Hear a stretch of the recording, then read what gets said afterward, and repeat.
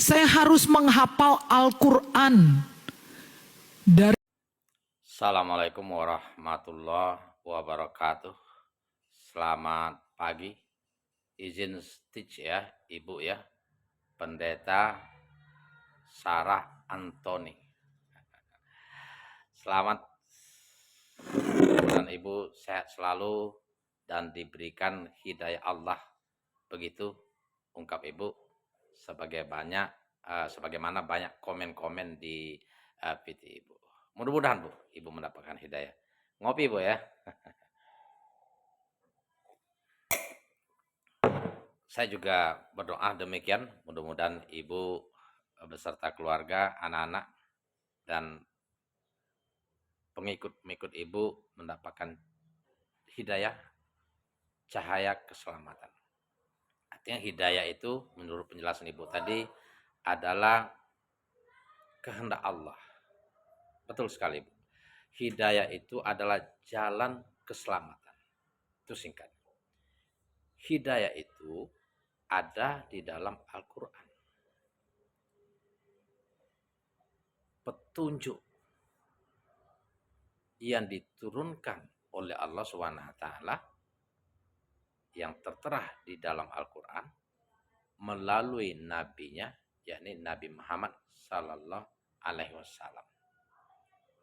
Nah, barang siapa yang mau menerima petunjuk, mendapatkan hidayah Allah SWT, mendapatkan rahmat Allah SWT, mendapatkan ridho Allah SWT, yakni dengan mengikuti ajaran Allah SWT melalui Nabi Muhammad Sallallahu Alaihi Wasallam yang mana Al-Quran diturunkan dan diwahyukan kepadanya.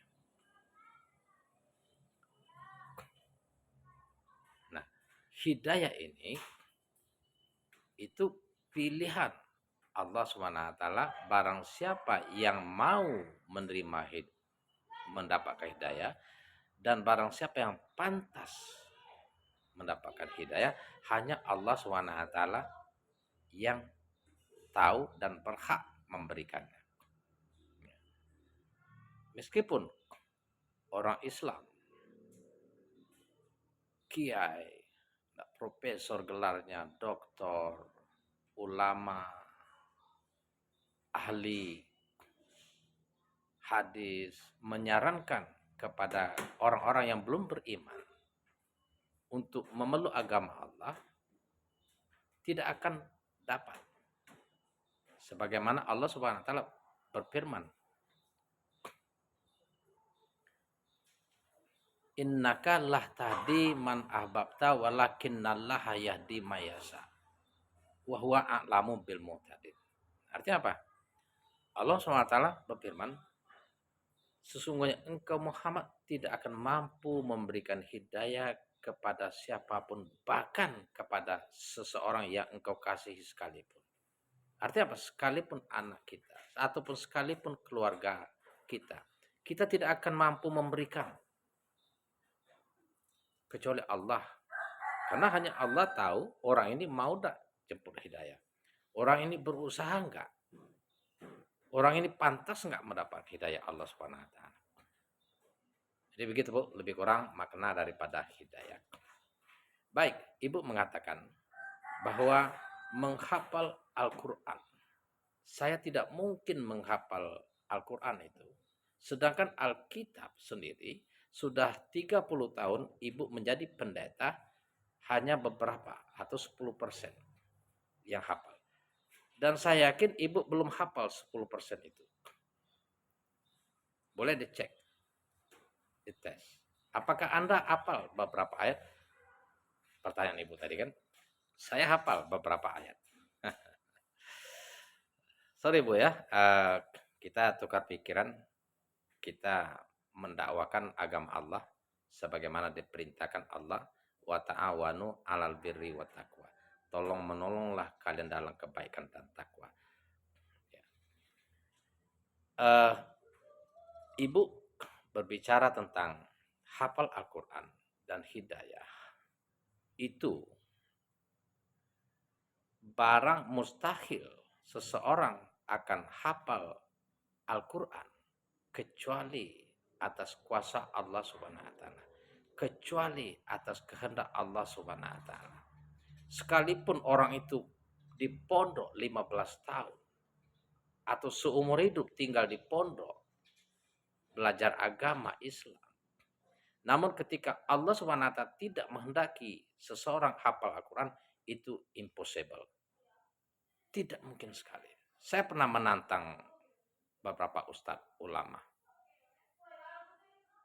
Pada saat baru mulai belajar agama, ayat-ayat hadis, biasalah kita ngomong di warung ya, di kantin misalnya tentang agama, menyindir ketika ada khotbah. Ada orang katanya ngomong masalah agama di kantin, di warung, orang hafal 1000 hadis katanya kan, hafal Al-Quran nggak ada ngomong di warung, di kantin. Ketika duduk, saya ngomong beberapa ustadz, siapa yang hafal Al-Quran di antara kita? Ayo kita kumpul, kita debat. Saya katakan, tidak mungkin orang hafal Al-Quran itu sekalipun kita beberapa tahun di pondok. Nggak ada yang menjawab, nggak ada yang komen, nggak ada yang berani mengatakan, "Sayo kita debat." Artinya apa? Saya yakin Al-Quran itu bukan sembarangan orang pilihan yang bisa hafal. Ini mengingatkan saya kepada seorang bayi ajaib Afrika yang namanya cukup terkenal. Boleh dicek di YouTube ya. Saripudin Khalifah.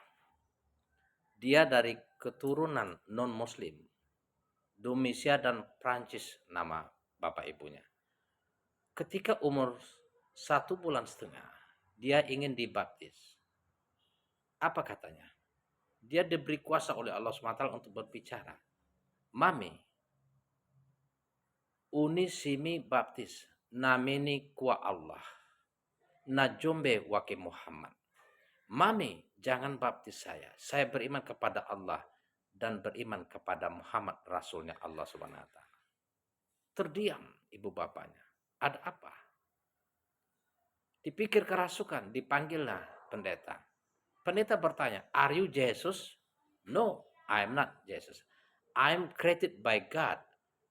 God, the same God who created your God." Katanya, "Saya adalah hamba Allah, ciptaan Tuhan. Tuhan yang sama yang menciptakan Tuhanmu, Yesus." Itu. Coba dibuka. Banyak sekali di dalam YouTube masalah tentang kehidupan Saripudin. Umur 2,5 tahun, dia hafal Al-Quran. Tidak ada yang mengajarkan, sementara orang tuanya non-muslim. Bukan main ini. Keajaiban kuasa Allah Subhanahu wa taala seperti yang saya bilang tadi. Kalau bukan hanya kehendak Allah, tidak akan hafal Al-Quran itu. Ini bayi ajaib, ya. Umur 2,5 tahun, hafal 5 bahasa, bisa sholat tanpa diajari. Ribuan orang Afrika pada saat itu bersahadat dibimbing oleh beliau Saripudin Khalifah. Apa kalimat yang sering diucapkannya? Bertaubatlah, kalian diterima Allah Subhanahu wa taala. Bertaubatlah, kalian diterima oleh Allah Subhanahu wa taala. Itu ada di dalam ayat Al-Qur'an. Artinya apa? Al-Quran itu benar adanya. Agama Islam itu benar. Agama yang diridhoi oleh Allah SWT itu benar adanya. Sebagai rujukan bagi kita untuk berpikir dan menerima kebenaran agama Islam sebagai petunjuk agar menyelamatkan kita ke jalan Allah, mendapatkan ridho dan rahmatnya, yakni surga ketika di akhirat. Nabi Muhammad bersabda, "Demi zat yang Muhammad ada di tangannya, tak seorang pun dari umat ini, baik Yahudi dan Nasrani, mendengar tentang aku, kemudian mereka meninggal tanpa beriman dengan agama yang aku diutus, maka mereka dijamin penghuni neraka." Ini bukan saya yang ngomong, Bu, ya. Mari kita berpikir, belajar bersama untuk menyelamatkan kita di yaumil akhir. Selamat pagi. Assalamualaikum warahmatullahi wabarakatuh.